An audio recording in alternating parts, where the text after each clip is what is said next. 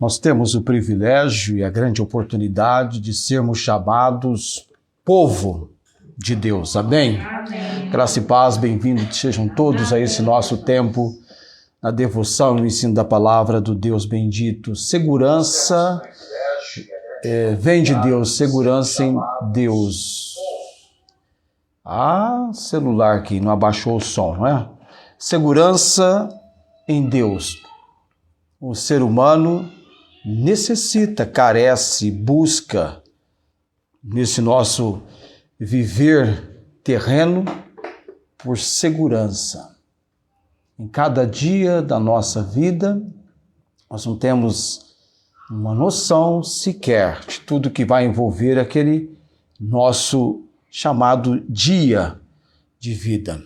Mas podemos ter certeza que nós servimos um Deus que é capaz de nos dar a segurança que nós necessitamos. Amém? Amém. O Salmo 46 diz que Deus é o nosso refúgio e fortaleza.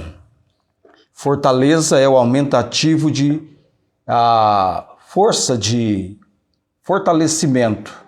Alguém com muito fortalecimento é alguém que tem ou é uma fortaleza. Deus é o nosso refúgio e fortaleza.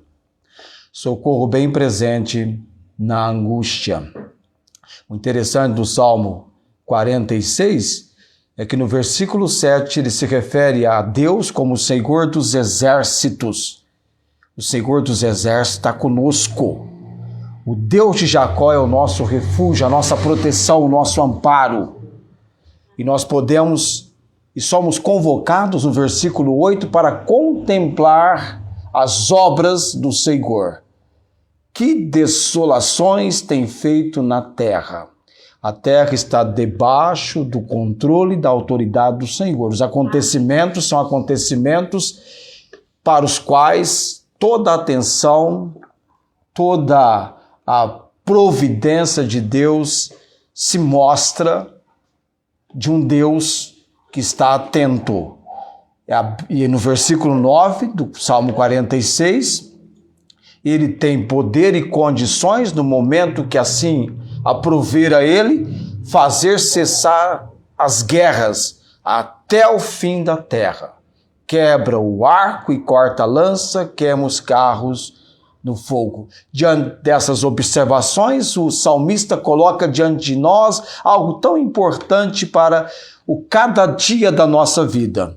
Aquietai-vos, é Deus dizendo aqui no versículo 10 do Salmo 46, Deus dizendo, aquietai-vos e sabei que eu sou Deus. Amém. Serei exaltado entre as nações, serei exaltado sobre toda a terra.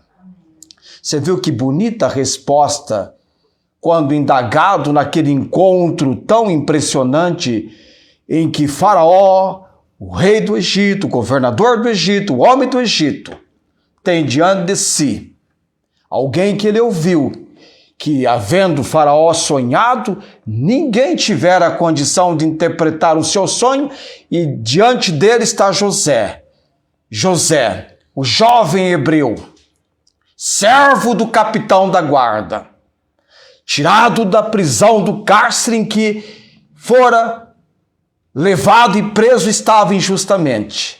E Faraó pergunta, ouvi de ti que quando ouves um sonho, podes interpretar. Que linda resposta que José dá para ele. Isto não está em mim. Deus dará a resposta de paz a Faraó. Amém? Amém. Deus dará a você hoje à noite resposta de paz. Amém. Isso não está em mim, mas Deus dará a resposta de paz a você.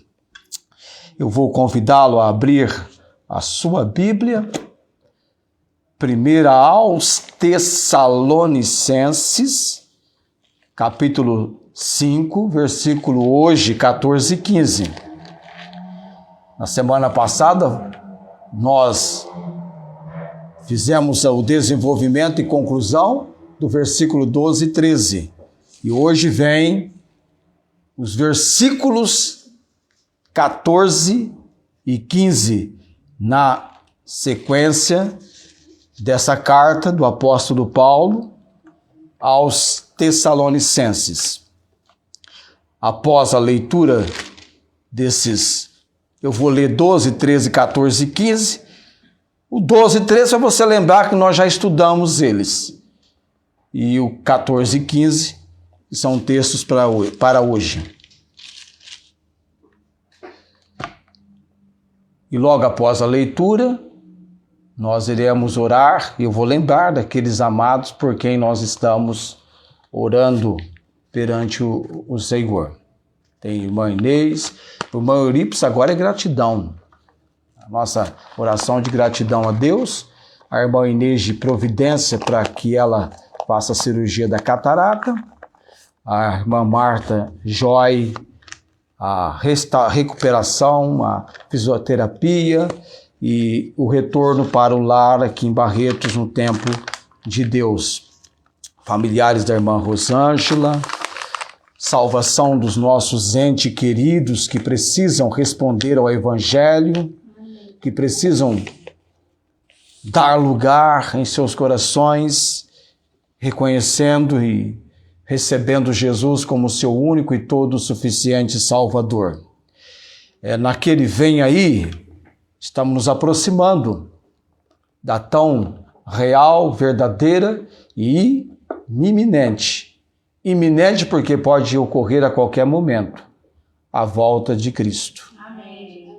Às vezes você vai dormir, no meio da noite, você dormindo, a trombeta vai soar e o planeta Terra vai viver um momento mais marcante e assustador de todos os momentos da sua época.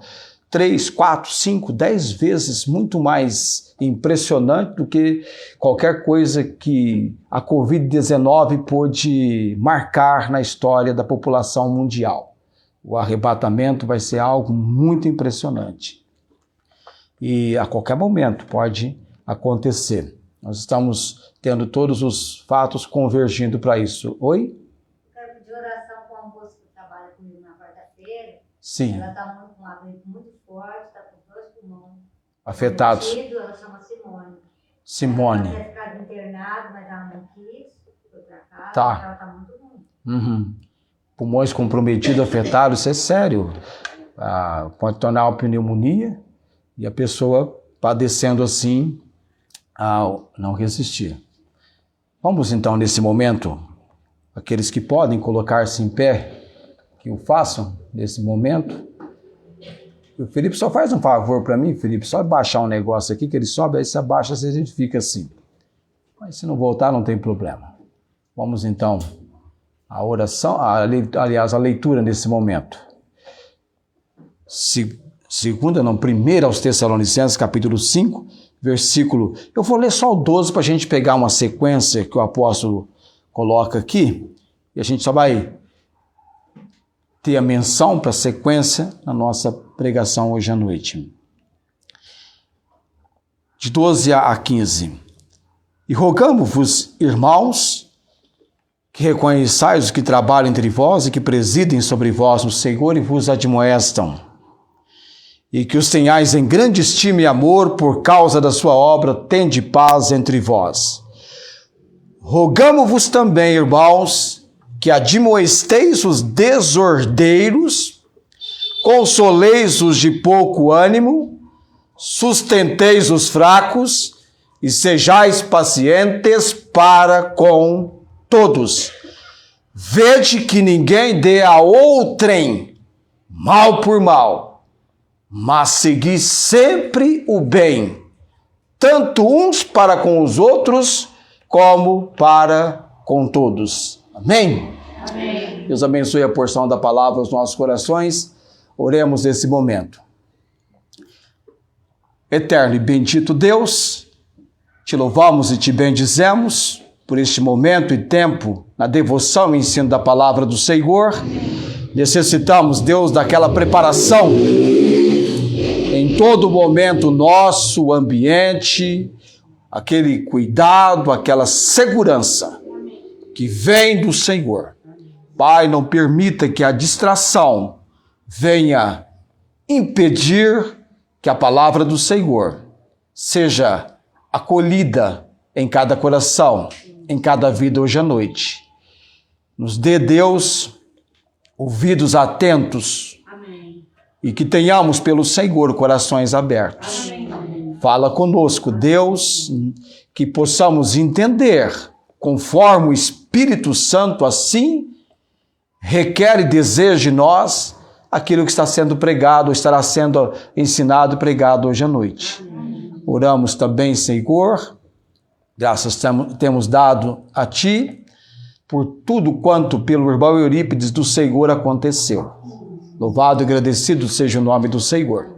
Também, Deus, o Senhor dará a resposta de paz no procedimento e tratamento que a irmã Inês está aguardando. Amém. Que ela possa ter toda a sua dependência, confiança e do Senhor aguardar o tempo certo. Também, Deus, irmã Marta, te louvamos e bendizemos. Em qualquer momento sabemos que ela terá uma resposta também de paz do Senhor, se permanecerá em São Carlos ou retornará para Barretos. O Senhor está no controle de todas as coisas, conforme nós temos muitas vezes mencionado, os irmãos assim também feito menção.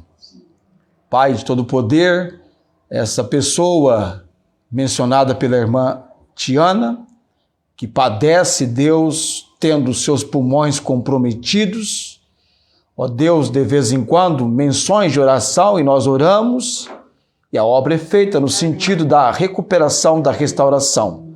Põe a tua mão poderosa, Deus, sobre esta pessoa enferma e tão carente de auxílio, e principalmente das nossas orações.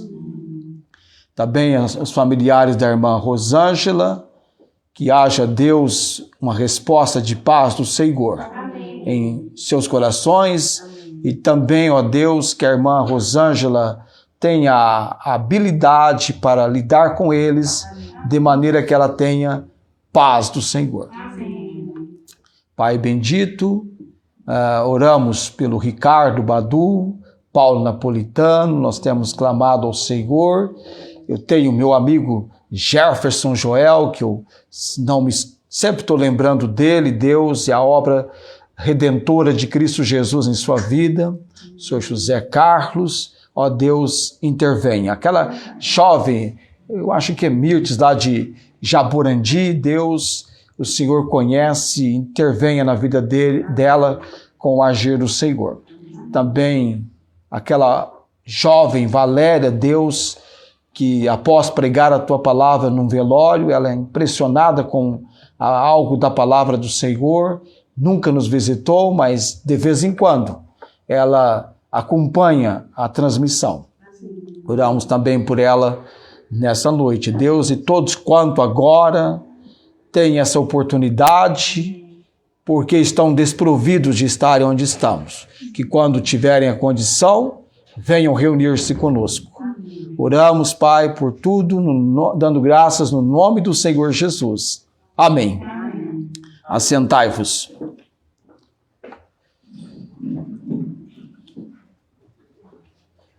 Eu estou sem minha água aqui, se alguém puder fazer uma mistura ali da fria com a sem gelo. Isso, obrigado, esposa. Misturada as duas, para não ficar muito gelada.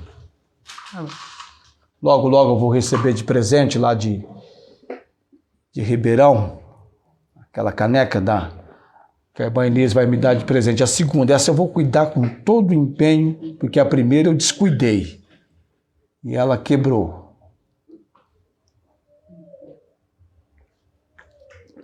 Ela quebrou e eu fiquei com o coração partido.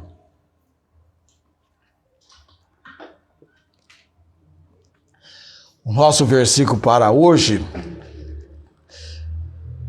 o apóstolo Paulo, ele fez um rogo no versículo 12.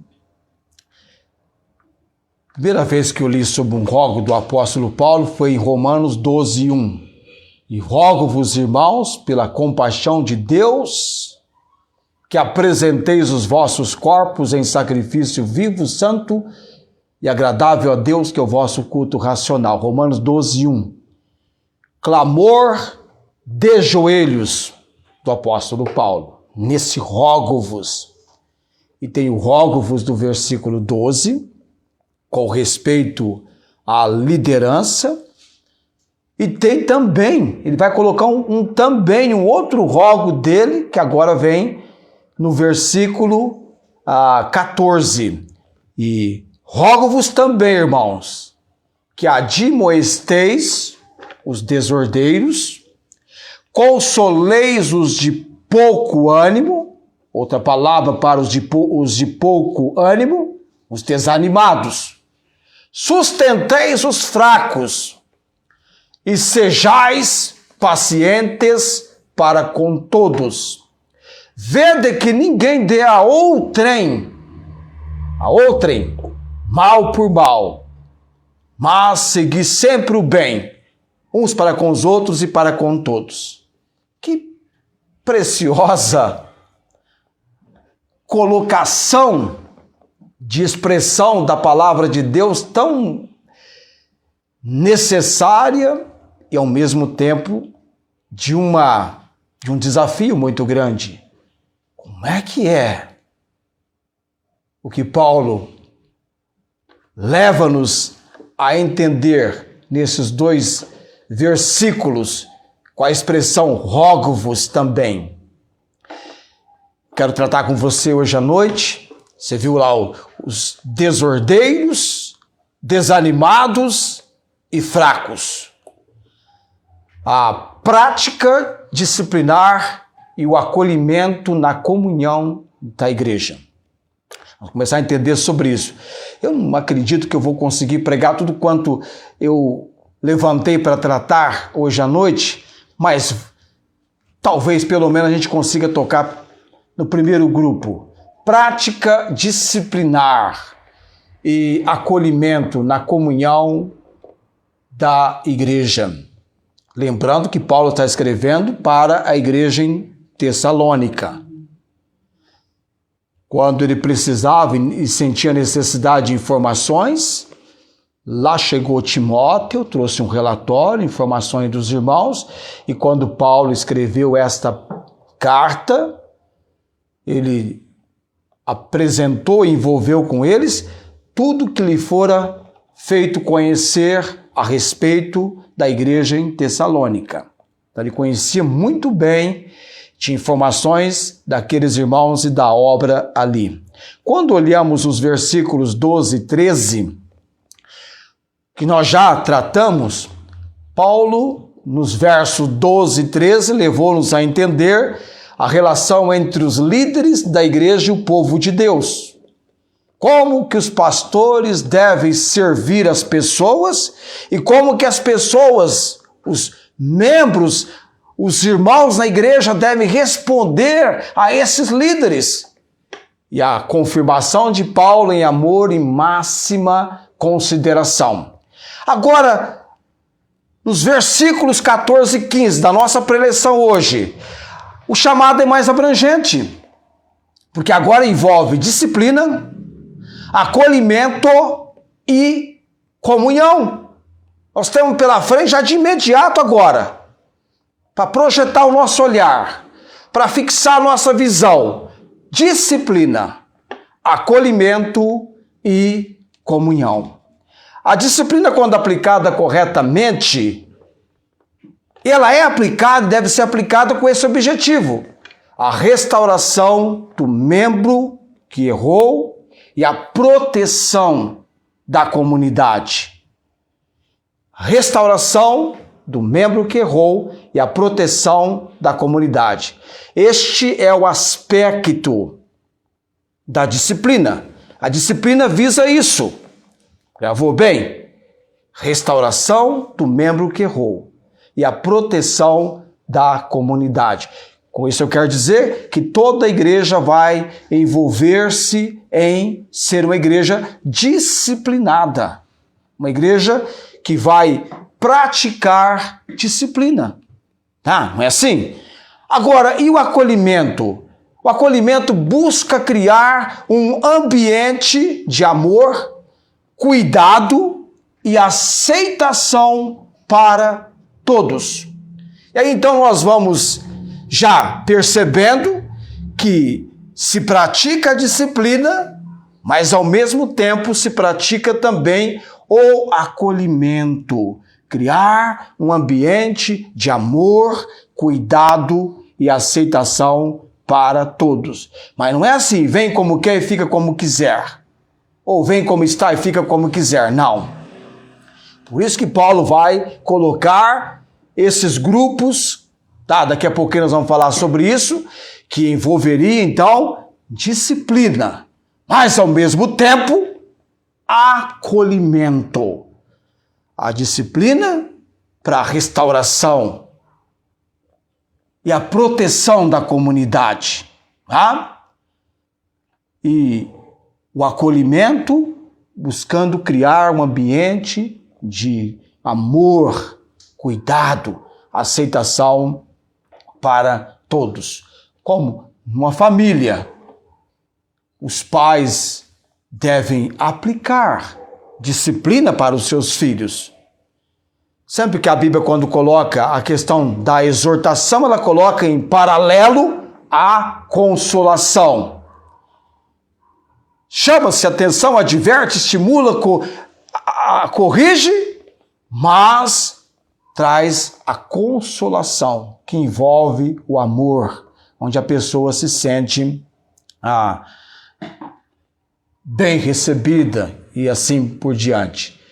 Então, disciplina, acolhimento. Só que eu disse que nós temos 3 situações pela frente, que nós vamos tratar dentro desse texto, versículo 14 e 15. Nós temos disciplina, acolhimento e comunhão. Isso, Tiana, já está bem atenta ali, ó. Comunhão, por sua vez, é o resultado entre a prática disciplinar e o acolhimento.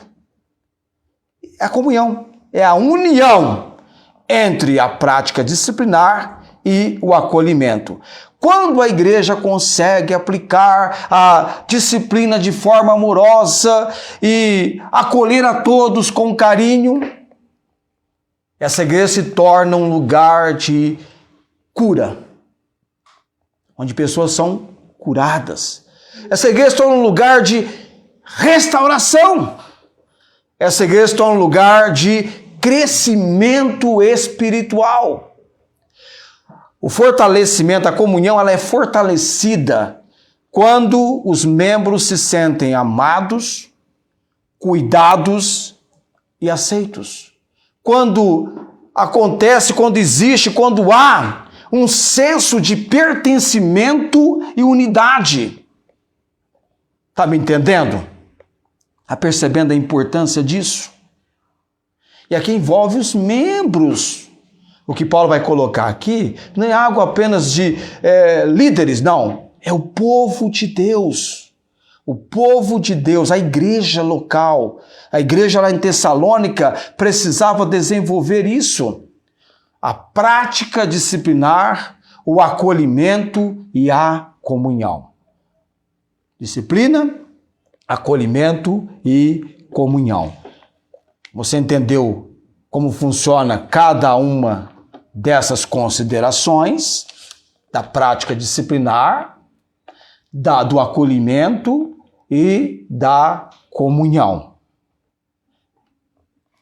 Notando, percebendo que o indivíduo veio ao conhecimento de Cristo como Senhor e Salvador, e ele então vai receber o chamado discipulado. Ele vai receber instruções como ele deve ser alguém seguindo Jesus Cristo. É o aprendizado, buscando sempre o benefício, tanto do indivíduo como da comunidade. Nós aqui somos uma pequena comunidade para o desenvolvimento da obra de Deus e, de repente, um dia podemos chegar a ser uma grande comunidade. É muito importante a compreensão que você tem sendo servo e serva do Senhor Deus, do Senhor Jesus Cristo, Agir como igreja. Está na palavra a instrução. E aqui nós estamos focando, emanando luz da palavra. De uma igreja, de uma carta para uma igreja, com instruções que não foram apenas para aquela igreja, porque a palavra de Deus atinge-nos também hoje, tanto quanto aquela igreja precisava, nós também precisamos. A prática disciplinar e o acolhimento são dois aspectos importantes para a comunhão da igreja. Você entendeu o que eu disse? A prática disciplinar e o acolhimento. Eles são dois aspectos importantes para a comunhão da igreja. Para que a igreja tenha uma verdadeira comunhão, é preciso desses dois aspectos importantes. A igreja precisa praticar disciplina e ela precisa praticar acolhimento. E a pergunta que nós fazemos é a seguinte: como que o apóstolo Paulo tratou desse assunto com a igreja em Tessalônica? É a pergunta que nós temos. Como que Paulo tratou desse assunto com a igreja? Que assunto? Prática disciplinar e acolhimento, sendo dois aspectos importantes para a comunhão da igreja. Como que Paulo tratou esse assunto com a igreja em Tessalônica? Paulo mostrou para eles no versículo 14. Paulo mostrou-lhes 3 grupos de pessoas que estão nas igrejas, necessitando de disciplina e acolhimento para a comunhão da igreja. 3 grupos. Todas as igrejas vão ter esses 3 grupos de pessoas que estão nas igrejas. Necessitam de disciplina e acolhimento para a comunhão da igreja.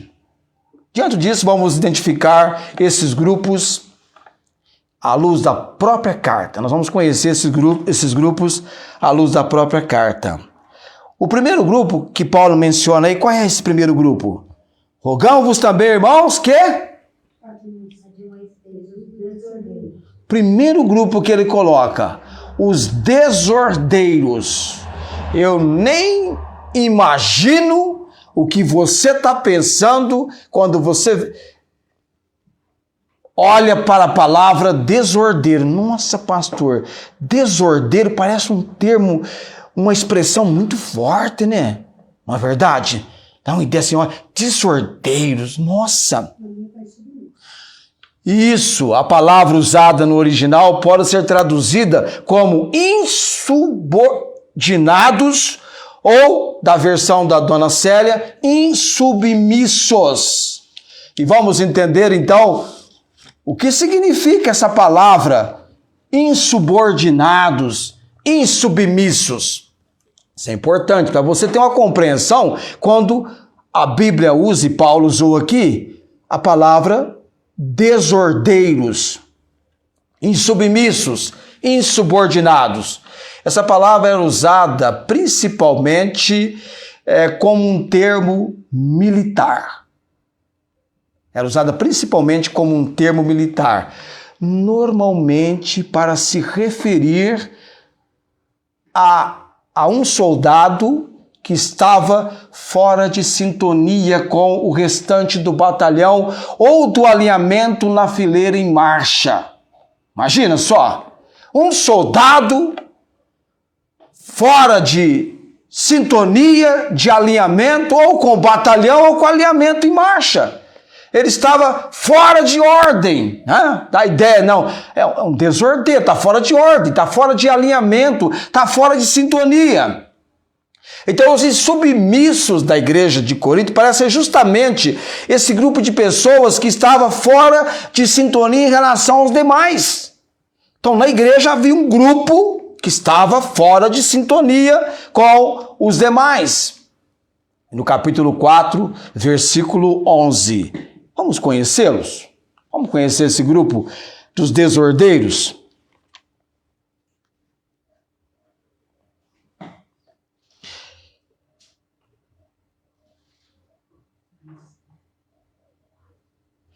E procureis viver quietos, e tratar dos vossos próprios negócios, e trabalhar com vossas próprias mãos, como já vô-lo temos mandado.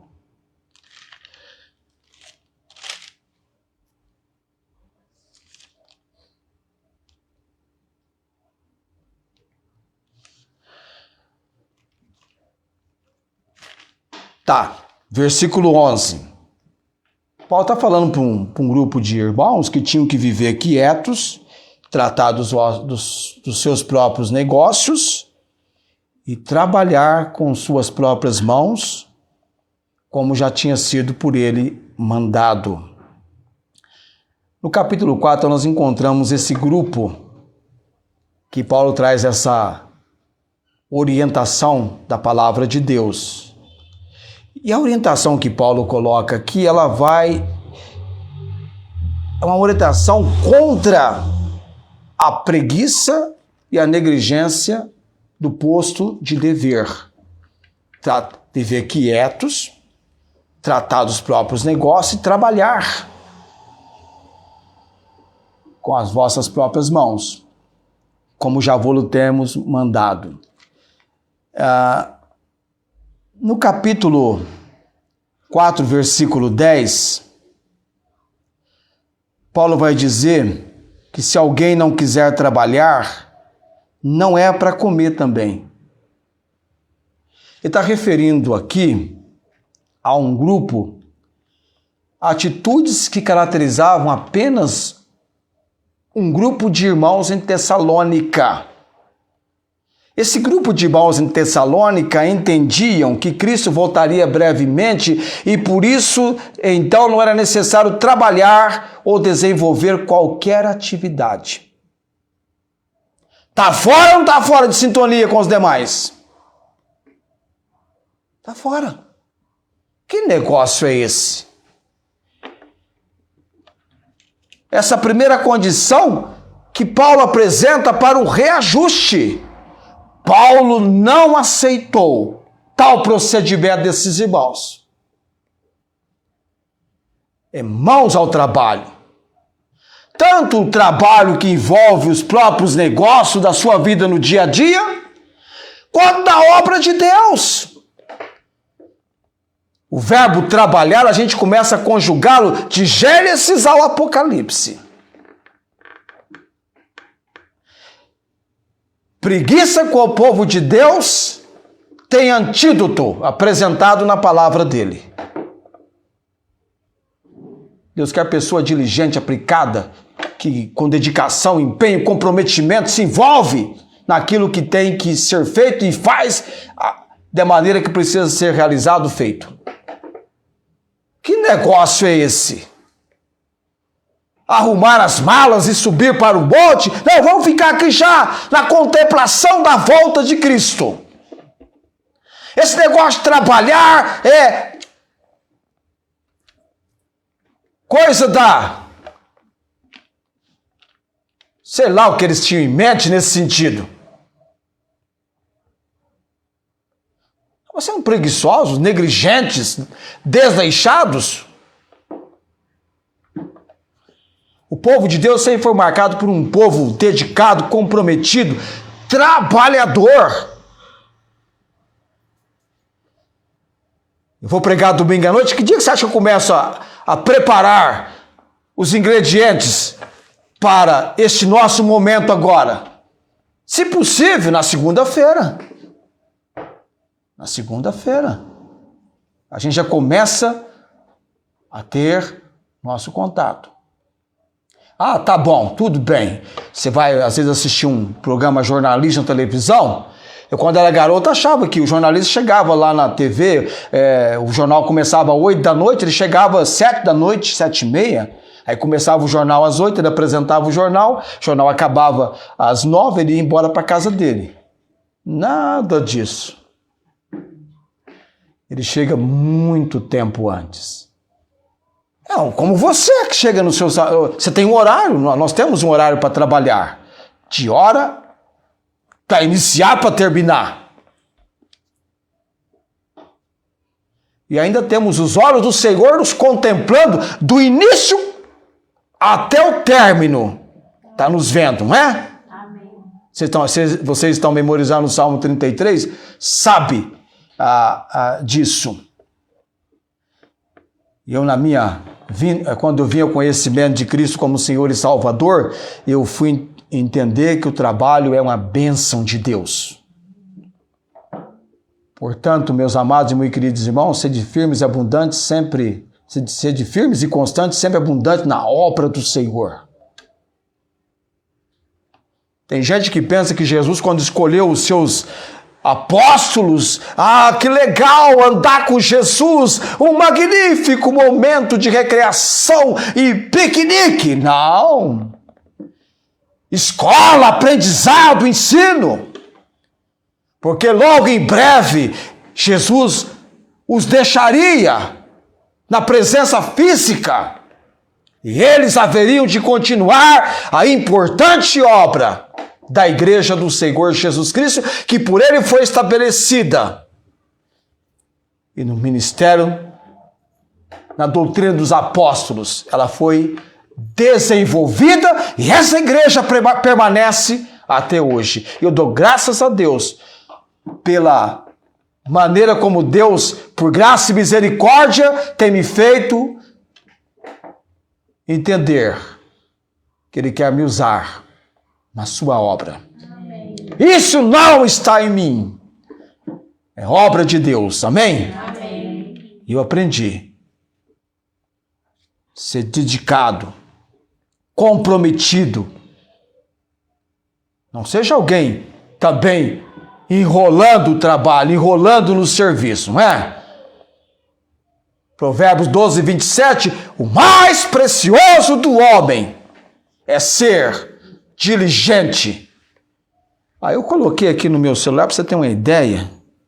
Eu nem ia usar, mas já que toquei em cheio nesse assunto, vamos ver se ele vai abrir. Eu tenho um caderninho aqui no meu celular. Aparece aqui.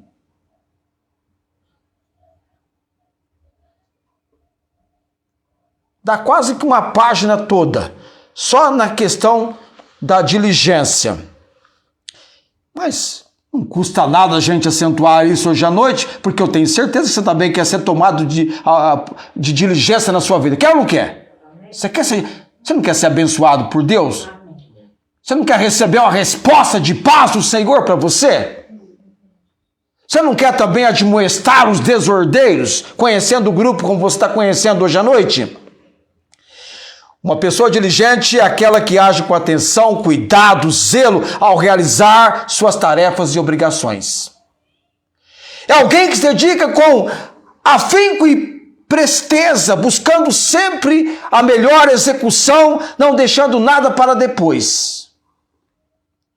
A diligência envolve não apenas a rapidez na execução, mas também a qualidade, responsabilidade e o comprometimento com o trabalho. Em outras palavras, ser diligente significa ser cuidadoso. Deixa eu achar. Ser cuidadoso. O que é ser cuidadoso? Prestar atenção aos detalhes, realizar as tarefas com esmero, evitando erros e ter que fazer de novo. Ser aplicado, dedicar-se ao que faz, buscando sempre a excelência e o aprimoramento. Aprender. Como eu posso melhorar? Como eu posso aprimorar mais o meu trabalho? Não é? O que me falta? Envolve aprendizado, envolver-se dessa maneira. Ser zeloso, ter zelo pelo trabalho, demonstrando cuidado e responsabilidade em cada etapa. Ser ativo, não ser passivo ou negligente, descuidado, desleixado, mas sim proativo, engajado na realização das tarefas. Enfim, a pessoa diligente é aquela que se destaca por sua dedicação, comprometimento e busca constante pela excelência em tudo o que faz. José do Egito, da prisão, ele era servo do capitão da guarda, trabalhando. Não, eu estou aqui como preso, não vou ver com nada não. Já estou aqui injustamente? Não. Deus o chamou de servo do capitão da guarda. Posto simples, humilde, nada elevado, nada eminente, algo humilde. Eu tenho percebido que Na vida das pessoas, dependendo da cultura que ela tem uma cultura que ensina as pessoas a serem gananciosas. Eu estava conversando com uma pessoa de uma cultura simples, de uma cultura humilde, que ele entende que dinheiro não é tudo, que bens materiais não é tudo. Paulo disse assim, nada trouxemos para este mundo, e manifesto é que nada podemos levar dele. Nós trabalhamos, nós nos ocupamos, e isso deve ser para a glória do Senhor. Amém? Amém. Para a glória e honra do nome do Senhor. Que bênção você tem amanhã para deixar o seu lar, ir para o seu posto de trabalho e honrar e glorificar o Senhor. Portanto, quer comais, quer bebais ou façais outra qualquer coisa, fazei tudo para a glória de Deus. Amém. 1 aos Coríntios, capítulo 10, versículo 31. Na época eu ia para o rádio, a Esther era minha ajudante. A Esther tinha 3 anos de idade quando ela começou, e nós tínhamos um convívio, porque eu, por exemplo, com 12 anos, eu já estava num posto de trabalho compatível com a minha idade. E eu sei que as normas mudaram, mas eu com 12 anos fui estudar e trabalhar no curso que eu estudei. Naquela época era tão importante a gente aprender a tatilografar.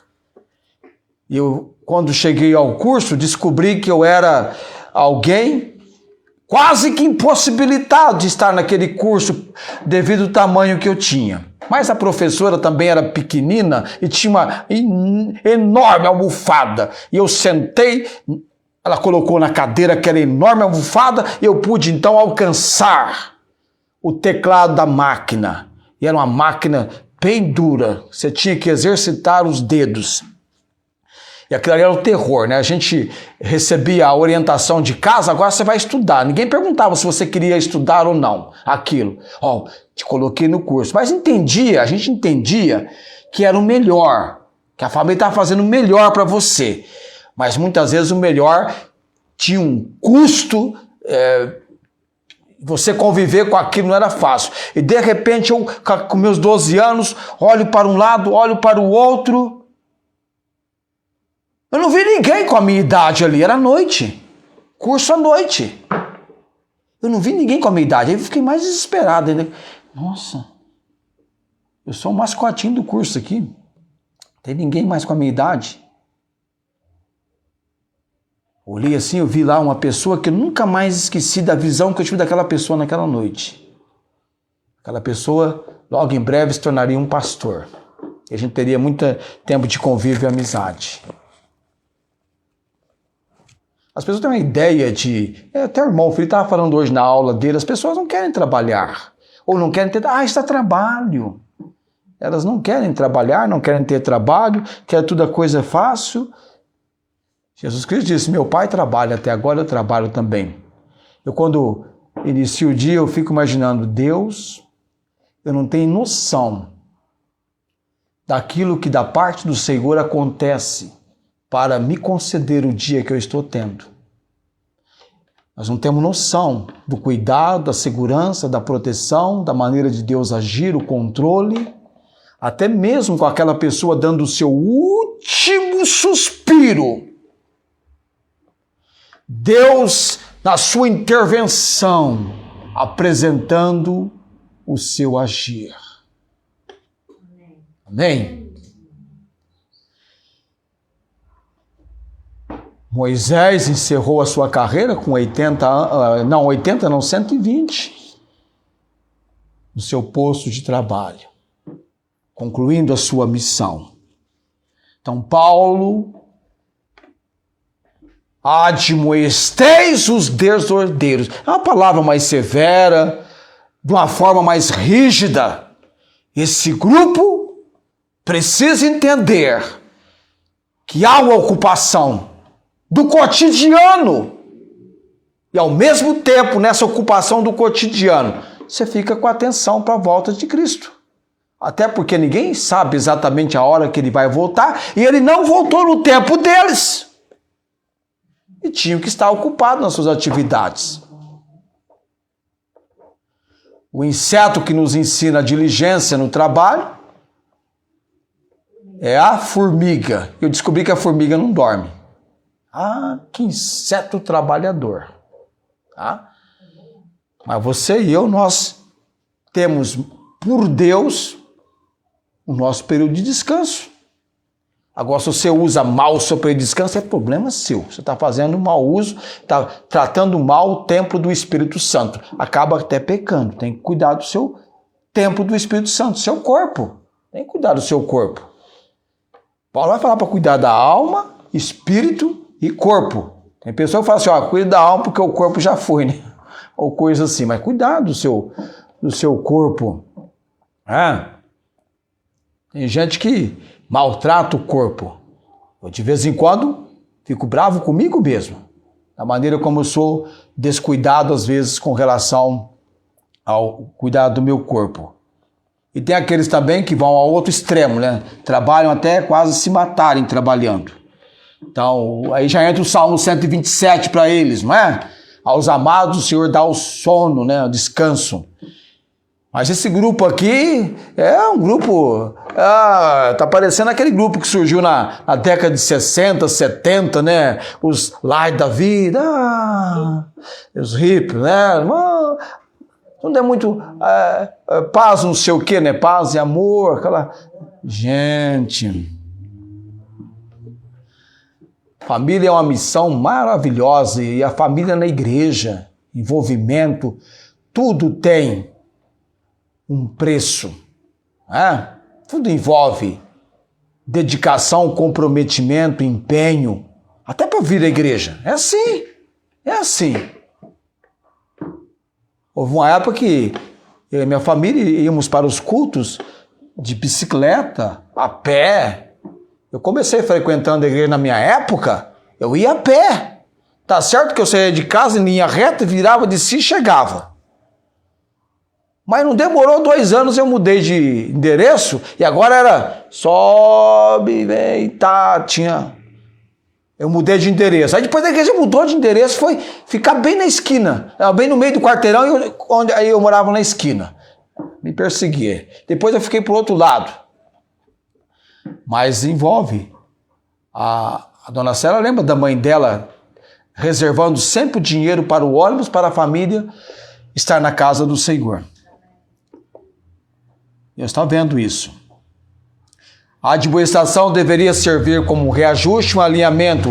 Os irmãos estavam compreendendo errado uma doutrina muito importante, uma doutrina muito relevante, a volta de Cristo.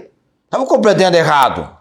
Em vez de renovarem as suas esperanças na volta do Senhor Jesus Cristo, eles se tornaram preguiçosos, negligentes. Todavia, não poderiam ser esquecidos. Larga para lá essa turma. Não. Não é larga para lá essa turma, não. Não poderiam ser esquecidos. Por que não poderiam ser esquecidos? Deixados para lá. Porque eram irmãos verdadeiros. Amém? Amém. Eram irmãos verdadeiros que necessitavam do quê? Ser corrigidos, exortados e não excluídos. Deixa para lá. Vamos excluir esse pessoal. Tirar esse pessoal do nosso meio, não. É correção, exortação e inclusão. É prática disciplinar e acolhimento. Amém? Amém. E a correção era para trazer de volta aos trilhos. Estar em sintonia com o restante. Como acontece aqui. Tem irmãos aqui mais sintonizados do que outros. Não é assim? Aqui não, nós não temos isso. Tem irmãos que estão mais sintonizados, mais sincronizados. Outros, nem tanto. E precisamos trazer estes para os trilhos. Estar em sintonia. O que é sintonia? Harmonia. Um grupo harmônico. Um grupo harmônico. De perseverança, de união, de envolvimento, de comprometimento. Usa-se uma expressão aí no dia a dia das pessoas lá fora, vestir a camisa. Já pensou sobre isso? Vestir a camisa. Eu fui fazer uma divulgação comercial para uma conhecida minha e as pessoas perguntavam se eu era o dono da empresa. Quando você veste a camisa, você não faz apenas como um mero trabalho, mas como alguma coisa que envolve, compromete você. E você tem aquilo como algo sério, a ponto de fazê-lo como se você fosse o dono. Então, o primeiro grupo, esse grupo, Paulo até no capítulo 10, no capítulo 3 no versículo 10, de 2 aos Tessalonicenses, ele vai dizer, ele usa uma expressão dura aqui. Porque quando ainda estávamos convosco, vos mandamos isso, que se alguém não quiser trabalhar, não coma também. Ou seja, não quero ninguém ajudando preguiçosos. Pessoas acomodadas. Pessoas que podem trabalhar e estão desprezando, achando que agora a igreja vai sustentá-los, eles vão aguardar a volta de Cristo, não precisam ter comprometimento, todo o tempo aguardando Cristo voltar sem se ocuparem. Tá? Até mesmo aqueles que estão na obra hoje, os líderes, os pastores com tempo integral, têm que trabalhar, irmãos. Já fiz tempo integral. Você trabalha, você se envolve, estudando, orando, visitando. Envolve trabalho, dedicando. Deus não é Deus de preguiçosos, mas de pessoas trabalhadeiras. Todo domingo você prepara na sua casa e vem para cá, eu preparo o ambiente. No domingo já, às 4h30, 17 horas, estou me preparando. 18 horas estou organizando o nosso local, tá? Para que tenhamos uma reunião, conforme Deus quer que tenhamos, abençoada. Na segunda a gente já começa a preparar para envolver e conviver com o assunto. Tá? Até é bom que o professor da escola dominical tenha a lição na segunda-feira, já para ele começar os contatos, para que ele possa ter um impacto na sua vida, no seu viver, e depois, com maior propriedade, apresentar o ensino. Eu estava até, inclusive, ontem, ouvindo uma mensagem do Salmo 19, daquela série de mensagens que eu preguei em 2020, porque o Face ele vai trazendo para você algo lá do fundo do baú. Você fala, nossa, esse assunto interessante. É tanto assunto que a gente coloca na mente, a gente não lembra mais nada. 5 anos depois, muita coisa escapa da memória. Então, por isso que é necessário registrar. Ainda bem que Deus nos colocou este livro aqui, para que nós possamos, atentando para o mesmo, vamos precisar ler, estudá-lo, para colocá-lo em prática em nossas vidas. Eu falei do primeiro grupo, e aí então para a semana que vem vai ficar mais 2 grupos e o final do versículo 14 e o versículo 15. Porque você vai conhecer os 3 grupos, você conheceu o primeiro hoje, os desordeiros. Agora é claro que você conheceu eles na Bíblia, na carta. Quem são eles? Agora tem os desanimados. Você precisa conhecer na carta aos Tessalonicenses quem são as pessoas desse grupo, os desanimados. E tem também os fracos. E depois tem a observação, ser paciente para com todos. E tem gente tendo dificuldade com paciência. E é triste você lidar com pessoas que não têm paciência.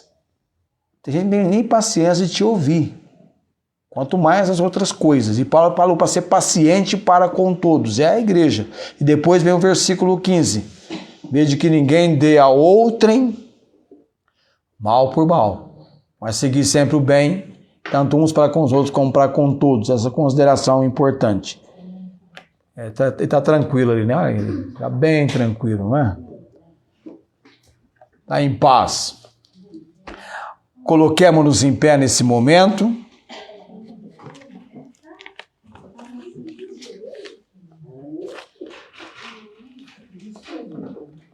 A dona Célia disse que está preguiçoso,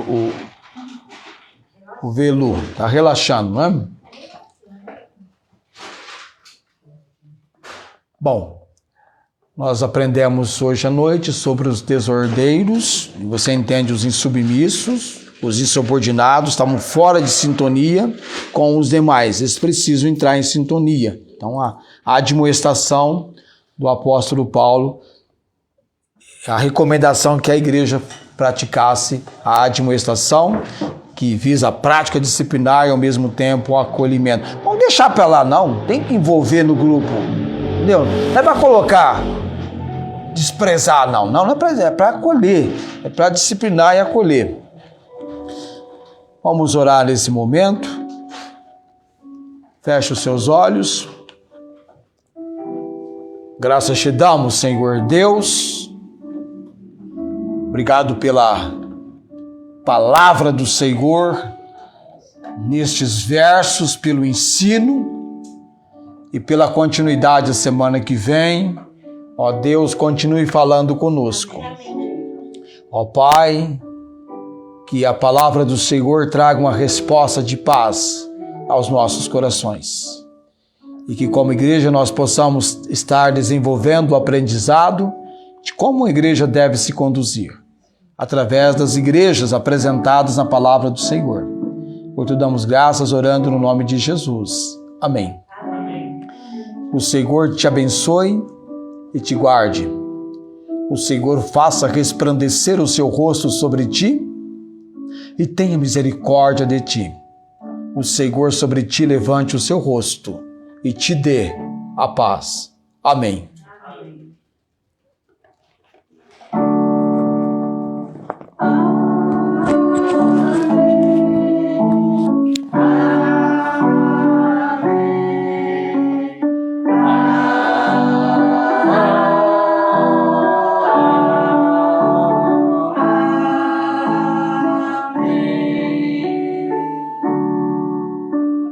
Amém. Tenham todos uma ótima semana.